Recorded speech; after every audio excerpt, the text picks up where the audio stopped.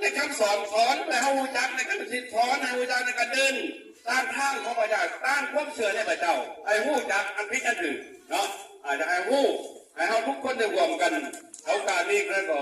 อันนี้นะครับพี่น้องทุกท่านเข้าสู่พระคำของพระเจ้าเนาะอันคอนเสิร์ตพี่น้องได้เปิดพระคำของพระเจ้ากันในหนังสือ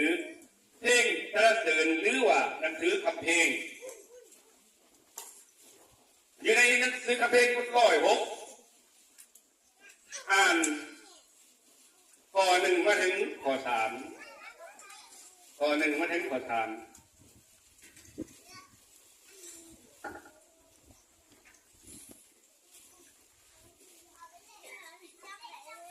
แล้วก็อ่านพระคำของพระเจ้าจงย่องย่อสรรเสริญองค์พระผู้เป็นเจ้าจงโมคณาขอบพระคุณพระองค์องค์พระผู้เป็นเจ้าขอพระองค์ทรง